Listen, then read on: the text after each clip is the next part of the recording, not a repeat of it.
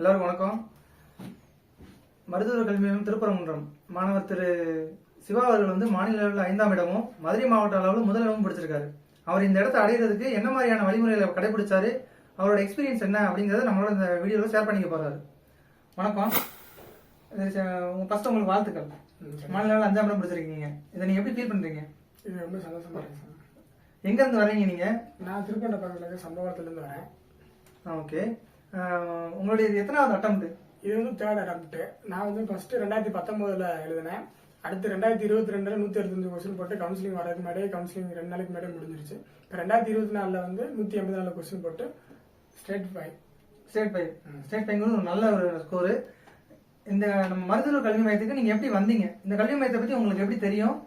இது உங்களுக்கு வளர்ச்சியில் எப்படி இந்த ஹெல்ப் பண்ணுச்சு? நான் 2022 வரைக்குமே பிரைவேட் அகாடமியில படிச்சுட்டு இருந்தேன். அப்ப என் ஃப்ரெண்டு பால் இருந்தான், அவன் தான் இங்க படிச்சுக்கிட்டு இருந்தான் மருத்துவ கல்வி மையத்துல. அப்ப வரமளவு கூப்பிட்டான். நான் அப்ப வர முடியலனால அங்க படிச்சுட்டு இருந்தனால என்னடா ஃப்ரீயா நடத்தாங்களா, அது என்ன செட் ஆகுமான்னு தெரியல அப்படின்னு சொல்லிட்டு நான் அங்க படிச்சுட்டு இருந்தேன். இப்ப 2022 அவன் குரூப் 4 பாஸ் பண்ணி இப்ப வேலைக்கு போயிட்டான். அப்புறம் அவன் தான் இங்க திருப்பணத்துல மருத்துவ கல்வி மையம் இருக்கு, அங்க இங்க இருக்குன்னு சொல்லி என்னை வந்து சேர்த்து விட்டான். ஒரு நாளைக்கு நீங்க எவ்வளவு மணி நேரம் படிக்கிறீங்க? எவ்வளவு நேரம் படிச்சீங்க? என்ன மாதிரி படிச்சீங்க? நான் காலைல 6 மணிக்கு எழுந்திருப்பேன், நைட்டு 10 மணி வரைக்கும் படிப்பேன். காலைல வேலை நான் எந்திரிச்சிட்டு 6 மணிக்கு மேலே எந்திரிச்சு வீட்டுக்கு இங்கே நம்ம சென்டருக்கு வர்றதுக்கு 9 மணிக்கு தான் வருவேன். அந்த கேப்ல வந்து கரண்ட் அஃபேர்ஸ் பார்த்துட்டு வருவேன். ஓரளவுக்கு கரண்ட் அஃபேர்ஸ் நான் பார்த்து எழுதி வச்சுட்டு வருவேன். இப்போ எழுதி வச்சுட்டு இங்கே வந்துட்டு நம்ம ஃப்ரெண்ட்ஸ் 4 பேர் இங்கே சேர்ந்து படிப்போம். அதனால் அவங்ககிட்ட கேட்டு தெரிஞ்சு அவங்களுக்கு கொஸ்டின் கேட்பேன். அவங்க சொல்லுவாங்க. ஆன்சர் தெரிஞ்சா நானும் தெரிஞ்சுக்கிருவேன், ஆன்சர் தெரியலன்னா அவங்கள்ட்ட சொல்லி தெரிஞ்சுக்கலாம். அதுக்கப்புறம் தமிழ் படிப்போம் மதியம் வரைக்கும். அப்புறம் மதியத்துக்கு அப்புறம் வந்து நாங்கள் மேக்ஸ் 4 மணி வரைக்கும் சாப்பிட்டுட்டு 4 மணி வரைக்கும் மேக்ஸ் போட்டு பார்ப்போம். அவன் மேக்ஸ் எனக்கு தெரிஞ்சதை அவங்க சொல்லி தருவேன். சூப்பர். நீங்க படிக்கிறதுக்கு என்ன மாதிரி சோர்ஸ் யூஸ் பண்ணீங்க? 184 அப்படிங்கிற மார்க்கை என்ன மாதிரி சோர்ஸ் படிச்சு வந்தீங்க? ஸ்கூல் புக் மட்டும் தான் பயன்படுத்துனீங்களா இல்ல வேற ஏதாவது மெட்டீரியல்ஸ் யூஸ் பண்ணீங்களா? ஸ்கூல் புக் மட்டும் தான் படிச்சேன். 6th இருந்து 12th வரைக்கும் ஸ்கூல் புக். 11th 12th பார்த்தோம்னா நம்ம economics book 11th 12th, பாலிட்டியும் 11th 12th இந்த மணிக்கு 11th 12th படிச்சேன். ஹிஸ்டரியும் 11th 12th புக் படிச்சனால சூப்பர்.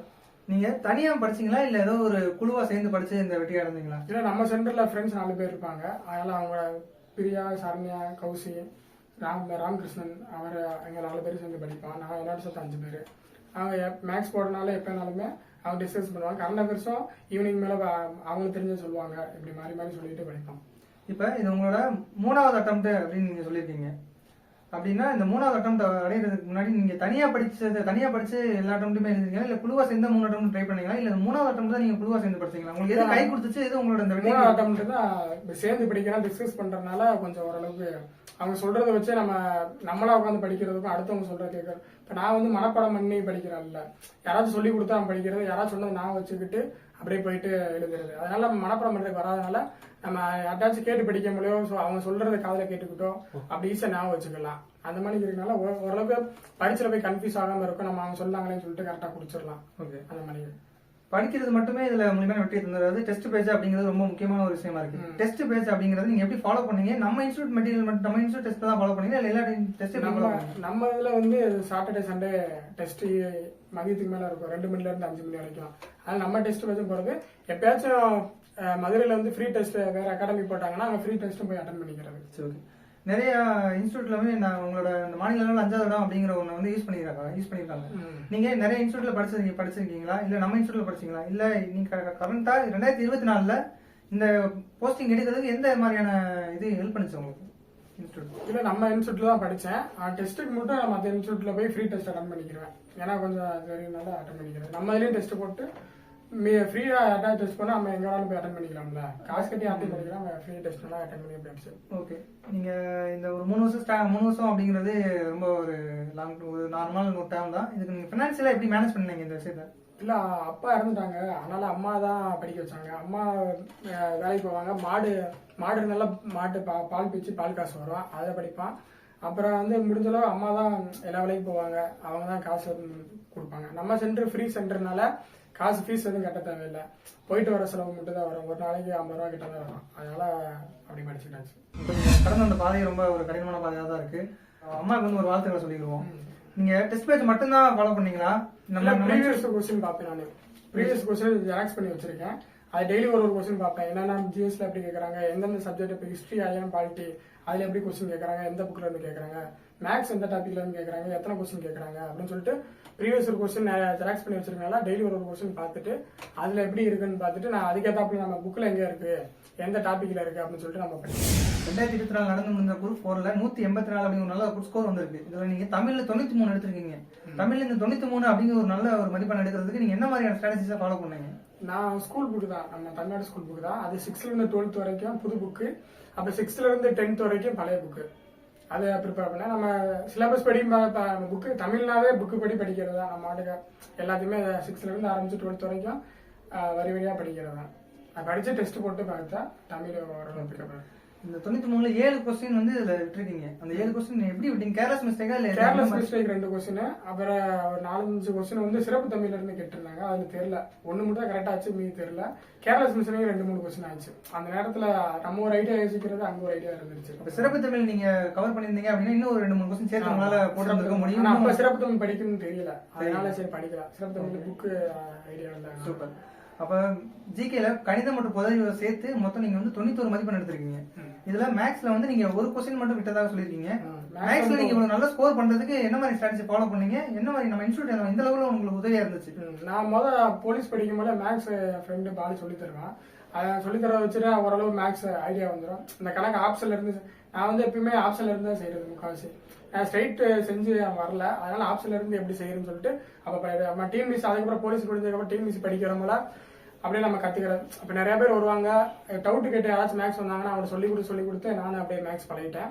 நம்ம சென்டர்லயும் சரி இன்னும் போனா ஷார்ட்கட்டு ட்ரிக்ஸ் கண்டுபிடிக்கிறேன். நம்ம கிளாஸ்லயும் உட்காந்து சார் எடுக்கும் போல கவனிப்பேன். அது போக நம்ம நிறைய பேர் ஃப்ரெண்ட்ஸ் சர்க்கிள் சொன்னேன்ல, அவங்க நிறைய பேர் எல்லாத்துக்கும் நான் தான் சொல்லி தருவேன். ஏதாச்சும் டவுட்னா நான் சொல்லி தந்துட்டு அப்படியே மேக்ஸ் அப்புறம் அதுக்கப்புறம் நானே பார்க்க ஆரம்பிக்கிறேன். அவங்க வந்து கேட்கற கேள்வி, ஏன்னா எனக்கு தெரியாத கேள்வி தான் அவங்க வந்து கேட்பாங்க, அவங்க மூலியமா நான் தெரிஞ்சுக்கிறேன். கரண்ட் அஃபேர்ஸ்ல ஒரு கேள்வியை தவிர மிச்சம் எல்லாமே சரியா பதில் வச்சிருக்கீங்க. கரண்ட் அஃபேர்ஸ்க்கு நீங்க என்ன மாதிரியான மெட்டீரியல்ஸ் ஃபாலோ பண்ணீங்க? என்ன மாதிரி உங்க ஸ்ட்ராட்டஜி இருந்தது? நான் கரண்ட் அஃபேர்ஸ் ஒரு 8 மாசமாவே டெய்லியும் காலைல எந்திரிச்சு எழுதி வைப்பேன். நிறைய யூடியூப் சேனல் பார்ப்பேன், அப்புறம் மெட்டீரியல் கலெக்ட் பண்ணி ஃப்ரெண்ட்ஸ் அவங்க மெட்டீரியல் வச்சிருப்பாங்க, அவங்கள்ட்ட கேட்டு எழுதி வைப்பேன். எழுதி வச்சுட்டு டெய்லி அவங்களோட ஃப்ரீ டைம்ல சாப்பாடு டைம்ல அந்த கொஸ்டினை கேட்டுக்கிட்டே இருப்பேன். அந்த கொஸ்டினை கேட்டு அவங்களுக்கும் அது மனப்படம் ஆகுதோ கேட்கற எனக்கு மனப்படம் ஆயிரும். அதனால அப்படியே குழப்பாம எடுத்துடலாம் கொஸ்டின். அப்படியே கரண்ட் அஃபேர்ஸ் அப்படியே கேட்டு அடுத்தவங்க கேட்டு ஃப்ரெண்ட்ஸ் சர்க்கிள்ல நம்ம சென்டர்ல இருக்கவங்கள்ட்ட கேட்டு இல்லை நானே சென்டர்ல கிளாஸ் எடுக்கும் போது கரண்ட் அஃபேர்ஸ் கிளாஸ் எடுப்பேன். அப்பயே அப்படி சொல்லி அப்போ ஓரளவு நமக்கே ஞாபகம் வந்துடும். இந்த கரண்ட் அஃபேர்ஸ் இதான் டிஃபரன்ஸ் தெரிஞ்சிடும். அது மணிக்கு இதான் வரப்போது ஒரு ஐடியா இருக்கும், அதுக்குள்ள குறிப்பிட்டதை வச்சு நம்ம எடுக்கிற மணிக்கு. உங்களோட அனுபவத்தை ஷேர் பண்ணிக்கோங்க. இது நம்ம மருத்துவ கல்வி மையத்தோட இன்சார்ஜ் வந்து மருதமுத்து சார். அவர் தான் டெஸ்ட் போடும்போது மார்க் குறைஞ்சாலுமே வந்து நீ வந்து படிக்கிற இன்னும் நல்லா படி, ஸ்டேட் ரேங்க் வருவேன்னு சொல்லுவாரு. நம்மளே பாஸ் ஆகிறதுக்கே படிக்க இருக்கோம், இவர் இருந்தால் ஸ்டேட் ரேங்க் வரும் நம்ம மேலே நம்பிக்கை வைக்கிறாரு அப்படின்னு சொல்லிட்டு அதுல இருந்து நம்ம அந்த லெவலுக்கு நம்மளும் படிக்க ஆரம்பிச்சிட்டோம், ஸ்டேட் ரேங்க் வர அளவுக்கு. ஆனால் அவர் சொல்லிதான் அப்புறம் தெரியும் நம்மளும் ஸ்டேட் ரேங்க் வரலாம் அப்படின்னு சொன்னால அவர் மருதமுத்து சார் சொல்றபடி அவரை கொஞ்சம் கைடன்ஸ் பண்ணுவாரு. அதனால சரின்னு சொல்லிட்டு நம்ம டெஸ்ட் வச்சு கொஞ்சம் ப்ராப்பரா ஃபாலோ பண்றாரு.